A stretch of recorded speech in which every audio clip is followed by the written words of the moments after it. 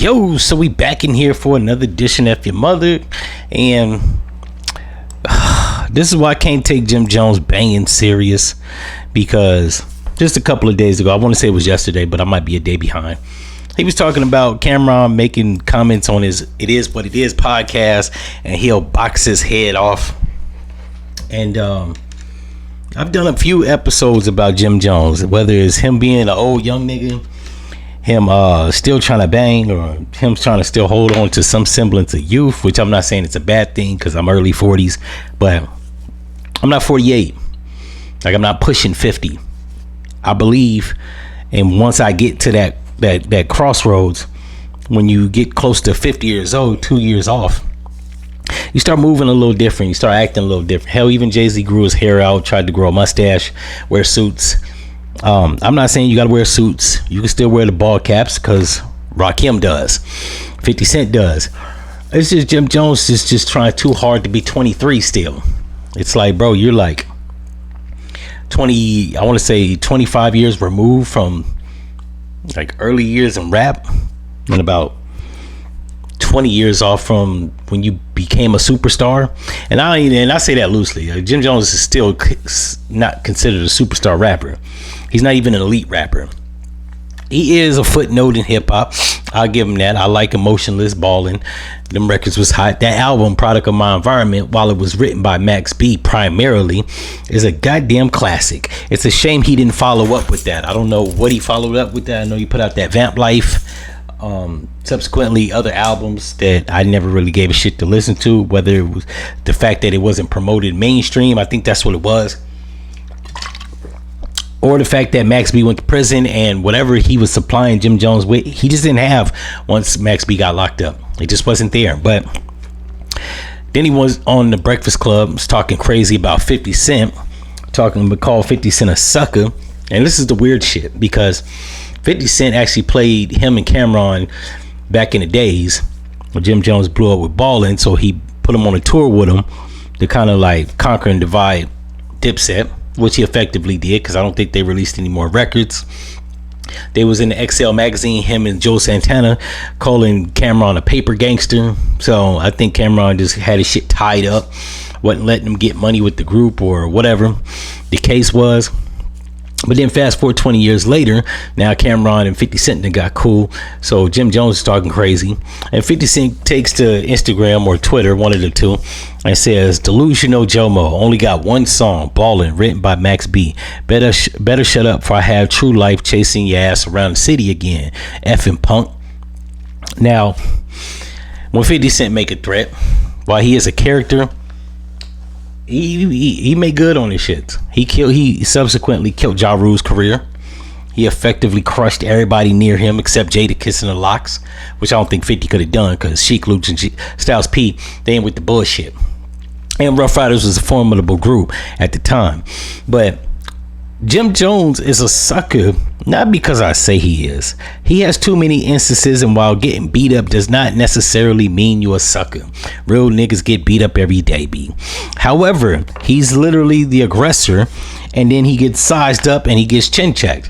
I'm gonna go through the list. I'm gonna try not to leave some shit out, and because of YouTube's community guidelines, I can't really show you the videos. I'm just gonna however have to describe all this series of events in explicit detail. But Jim Jones is a sucker. He ain't got no hands. And I'm not even saying that because he ran from BMF, right? Because I guess they got into a fight with them niggas in a nightclub in Miami. BMF saw their ass later. And when I say BMF, it wasn't Big Meech. It was probably his little nobody soldiers. They saw him in Miami. They chased him down. Cameron was looking clueless. That's not even why he's a sucker. He was outnumbered 50-1. He's a sucker for leaving Cameron to get packed out by Junior Mafia. We all seen the tapes. Cameron did a sprint.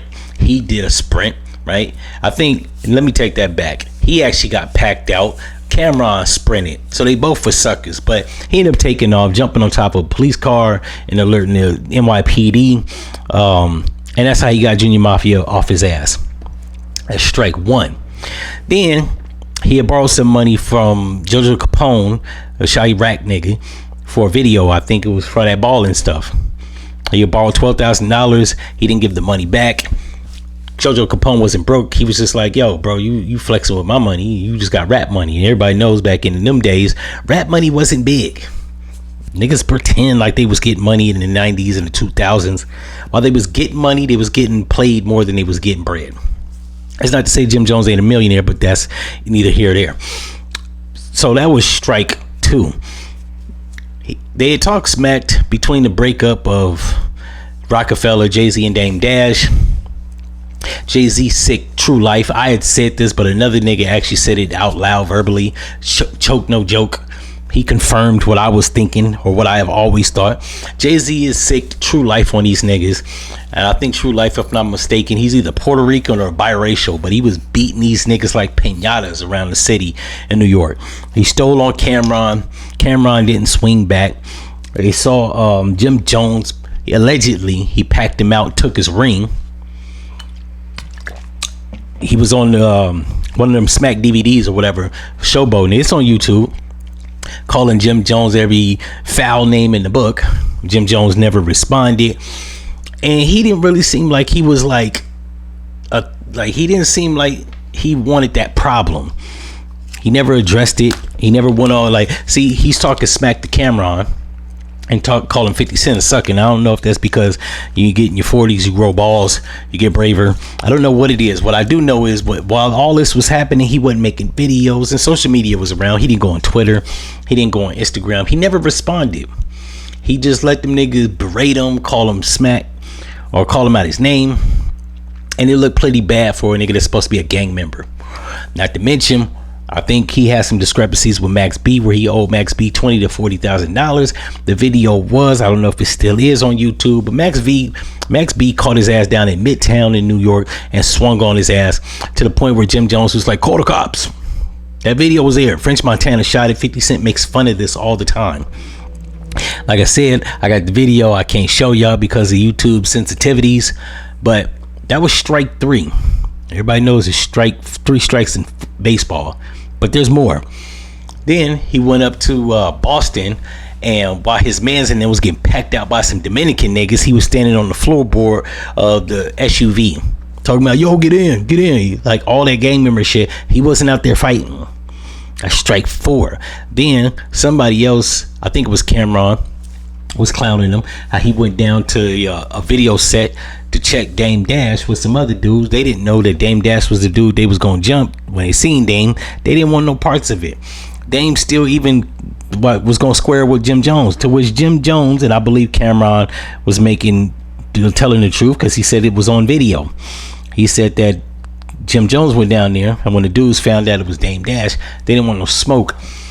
And Dame Dash was like, that's cool, I want to fight you. To which Jim Jones said he don't fight. Dame Dash said, then why you bring your bodyguards of these niggas down here? He said to look good. So he's effectively a sucker. Like, this isn't no shit that I wouldn't say to his face.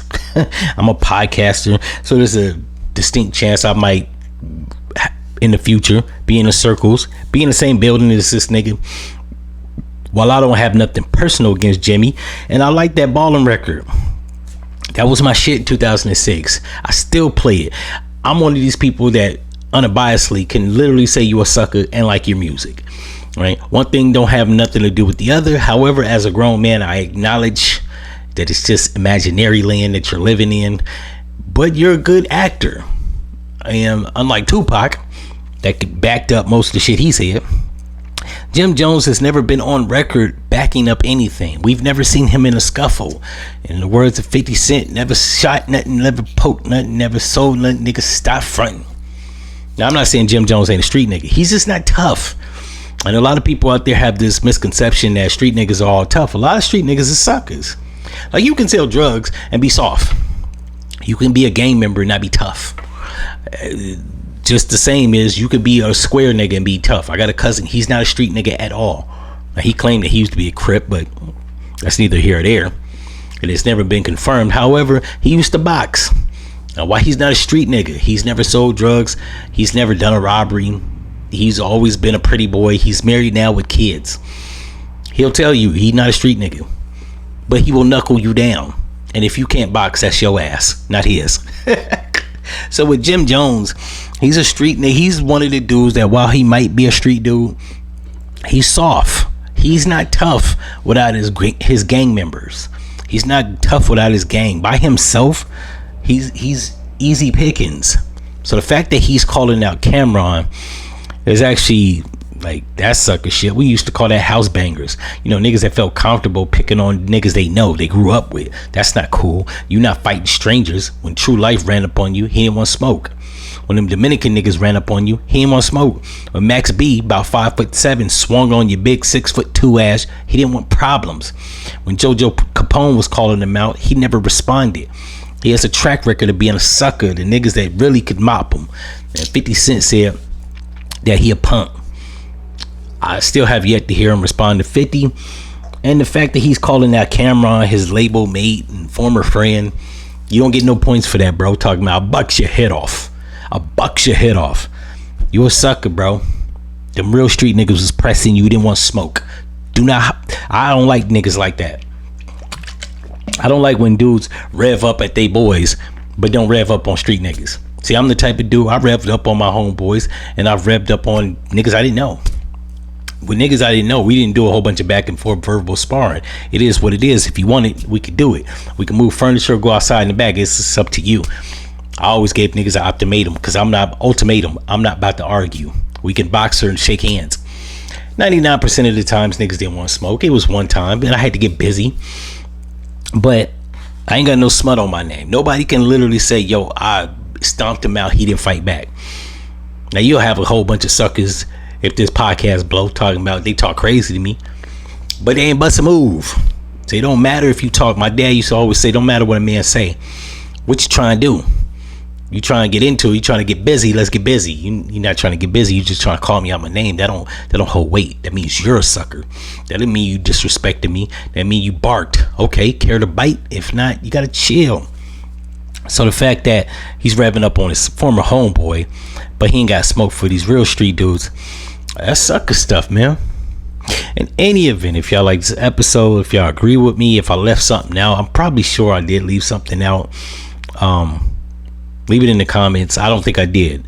I'm a hip-hop fanatic. I love hip-hop. I read the magazines when they was popping. XL, Don Diva, the Feds magazine, The Source, The Vibe. I keep my ear to the streets. I don't think I left a stone unturned, but I probably did, because with suckers there's always stuff you don't know about. I mean, not to mention that he was on the phone snitching to Max Mail or Mel Max or whatever, the nigga that's in prison. He was caught on the recording talking about violating somebody. He's a straight sucker, bro. He's not tough. Just rap. Like Wack 100 said, bro, just rap.